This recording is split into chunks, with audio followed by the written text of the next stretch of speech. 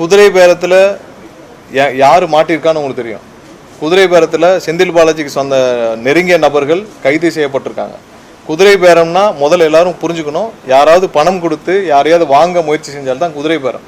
யாராவது ரிசைன்மெண்ட் வராங்கன்னு வச்சுக்கோங்க, ஒரு சில பேர் அந்த கட்சியில் ஸ்டாலினையும் எடப்பாடியும் ஏற்றுக்க முடியாமல், ஸ்டாலின் தலைமையும் எடப்பாடி தலைமையும் ஏற்றுக்க முடியாமல், ரெண்டு பேரும் சேர்ந்து கூட்டணி அமைக்கணும் முயற்சி செஞ்சதை ஏற்றுக்க முடியாமல் ரிசைன் பண்ணிட்டு வெளியே வராங்கன்னா அது பேர் குதிரை பேரம் கிடையாது, அவங்களுடைய தனிப்பட்ட முடிவு. குதிரை பேரத்தில் கைது செய்யப்பட்டது செந்தில் பாலாஜியும் அவர் கூட இருந்த நபர்களும் 8 பேர். அது சம்மந்தப்பட்ட 50 லட்சத்துக்கு மேலே ஹவாலா பணம் மாட்டியிருக்கு. ஸோ அது சம்மந்தமான அடுத்த கட்ட ஒவ்வொரு என்கொயரியும் போயிட்டு இன்றைக்கி கூட 4 பேர் அதிகமாக விசாரணை செய்யப்பட்டிருக்காங்கன்னு சொல்லி செய்திகளில் பார்த்தோம். குதிரை பேரம்னா எல்லாரும் புரிஞ்சுக்கணும், யாராவது காசு கொடுத்து வாங்க முயற்சி செய்தால்தான் குதிரை பேரம். யாராவது ரிசைன்மெண்ட் வராங்கன்னா யாரையும் இங்கே நாங்கள் அழைக்கவில்லை, யாரையும் நீங்கள் வாங்கன்னு சொல்லல. அந்தந்த தலைமையில் எடப்பாடியும் ஸ்டாலினையும் நம்பாமல் வெளியில் வர்றவங்களுக்கு வெளியில் ரிசைன்மெண்ட் வரவங்களுக்கு என்ன ஆப்ஷன் இருக்கும்? அவங்க கட்சியில் சேர்றவங்களும் யாரும் சேர முடியாதுன்னு சொல்லுங்க. இல்ல அவர் எந்த எண்ணத்தில் சொன்னார்னு தெரியல. குதிரை பேரம்ன்றது கண்டிப்பா அவர் ஒருவேளை செந்தில் பாலாஜியோடைய நெருங்கிய நபர்கள் இப்ப மாட்டிருக்காங்களே, அதை கூட அவர் மைண்ட்ல வச்சு சொல்லிருக்கலாம். நாங்கள் அது என்னன்னு தெரிஞ்சுக்கிறோம். பட் அவர் சொன்னதா இதாதான் இருக்கும்.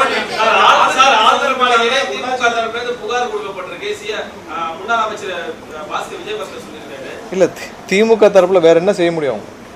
அவங்க இப்போ ஆளுநருக்கு கடிதம் எழுதுறாங்க, சிபிஐக்கு கடிதம் எழுதுறாங்க. ஏன் ஆர்எஸ் பாரதிக்கு தெரியாதா? சிபிஐக்கு கடிதம் எழுதுனா சிபிஐ விசாரிக்குமா? சிபிஐக்கு யாரு ஹேண்ட் ஓவர் பண்ணா? ஒன்று கோர்ட்டு ஹேண்ட் ஓவர் பண்ணா, இல்லை கவர்மெண்ட் ஹேண்ட் ஓவர் பண்ணோம். ஆர்எஸ் பாரதி கடிதம் எழுதுனால ஹேண்ட் ஓவர் பண்ண முடியாது. அது எப்படி ஹேண்ட் ஓவர் பண்ணது தெரிஞ்சுட்டு தான் சும்மா டைம் பாஸ்க்கு எழுதிட்டு இருக்காரு ஆர்எஸ் பாரதி. என்ன அறிவாலயத்தில் உட்காந்து சும்மா இருக்கிறார்ல, ஏதாவது என்ன செஞ்சீங்கன்னு 4 பேர் கேட்டீங்கன்னா கடிதம் எழுதுனேன்னு சொல்லணும்ல. ஸோ அது மாதிரி 4 பேர் இருக்கவங்களுக்கு போய் நம்ம தினமும் பெருசாக ரெஸ்பாண்ட் பண்ண வேண்டாம். சிபிஐக்கு கடிதம் எழுதுறா ஆர்எஸ் பாரதிக்கு தெரியுமில்ல சிபிஐ எப்படி டேக் ஓவர் பண்ணுவாங்க. சிபிஐ இங்கே டேக் ஓவர் பண்ணக்கூடாது, அவங்க தானே சட்டம் கொண்டு வந்தாங்க, அவங்க தானே பாஸ் பண்ணாங்க. ஆர்எஸ் பாரதிக்கு தெரியாதா சிபிஐ எப்படி டேக் ஓவர் பண்ணுவாங்க, இல்லை யார் ஹேண்ட் ஓவர் பண்ணணும் சிபிஐக்குன்னு சொல்லிட்டு? அப்புறம் சிபிஐ கடிதம் எழுதுறாரு, அந்த கடிதம் என்ன ஆகும்னு சிபிஐக்கு தெரியாதா? ஸோ அதனால இது மாதிரி ஒரு 4 பேர் இருக்காங்க அறிவாலயத்தில். ஸோ சும்மா இருக்கிறதுனால ஏதாவது எழுதுவாங்க, அதை நம்ம பெருசாக எடுத்துக்கவே வேண்டாம். இல்லை கவர்னர் என்ன செஞ்சிருவாரு? கவர்னர்கிட்ட போய் இவங்க கொடுக்குறாங்க. கவர்னருக்கு எல்லாமே தெரியும்ல.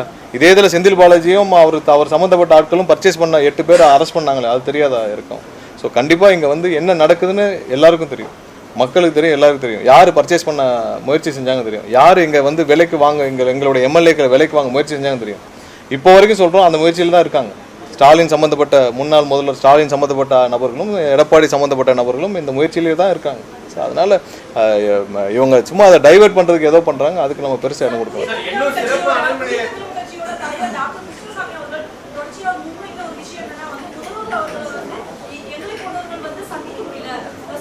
இல்லை இன்னைக்கு அதிகபட்சம் இன்னைக்கு தலைமைச் செயலகத்திலேருந்து எல்லாரையும் சந்திக்கிற ஒரே முதல்வர் எனக்கு தெரிஞ்சு நம்மளுடைய முதல்வர் மட்டும்தான். இதுக்கு முன்னாடி எல்லாரும் தலைமைச் செயலகத்தில் ஒரு மணி நேரம் வருவாங்க, ஏதாவது நிகழ்ச்சியை தொடங்கி வச்சுட்டு போயிடுவாங்க. அதிகபட்சம் காலையில் 9 மணிலேருந்து சாயந்தரம் 5 மணி 6 மணி வரைக்கும் தலைமைச் செயலகத்தில் எல்லாரையும் சந்திக்கிறார். கண்டிப்பாக அவர் யார் மூலமாக முயற்சி செஞ்சாருன்னு தெரியல. கண்டிப்பாக நேரடியாக முதல்வர் அலுவலகத்துக்கு யார் வேணாலும் தொடர்பு கொள்ளலாம். கண்டிப்பாக டைம் வழங்கப்படும். அதுல இருந்து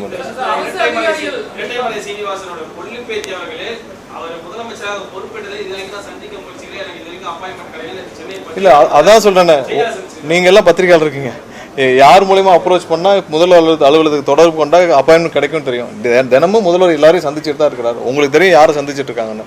அதுல ஒரு சில பேர்கள் அவங்க தொடர்பு கொள்ள முடியாமல் இல்லை யாரை மூலமா தொடர்பு கொள்ள தெரியாமல் இருக்கலாம். பட் அவங்களுக்கு கண்டிப்பா முதல்வர் அலுவலகத்துக்கு தொடர்பு கொண்டால் கண்டிப்பா அப்பாயின்மெண்ட்.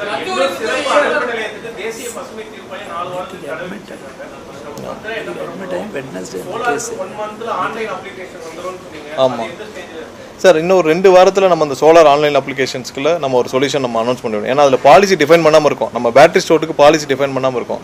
மற்றபடி எக்ஸிஸ்டிங் சோலார் அப்ளிகேஷன்ஸ் எல்லாம் நம்ம கொடுக்க ஆரம்பிச்சிட்டோம். ஏன்னா எங்கெங்கெல்லாம் லோட் ஃப்ளோ ஸ்டடி பண்ணியிருக்காங்க அங்கெல்லாம் லோட் அவைலபிளாக இருக்கா இல்லை எல்லாம் இருக்கா. ஏன்னா முன்னாடி நிறைய அப்ளிகேஷன்ஸு கொடுத்து வச்சுருந்தாங்க, அதெல்லாம் லோட் ஃப்ளோ ஸ்டடி கிளியராக பண்ணி எங்கெங்கெல்லாம் அவைலபிள் இருக்கோ அதுக்கு தக்கன கொடுக்க ஆரம்பிச்சிட்டாங்க. விரைவில் எல்லாமே கொடுத்து முடிக்கப்படும். ரீபவரிங் இல்லை ரீநேமிங் எல்லாம் ஒவ்வொன்றா கொடுக்க ஆரம்பிச்சிருக்காங்க. அதெல்லாம் ஒன்றும் தடையெல்லாம்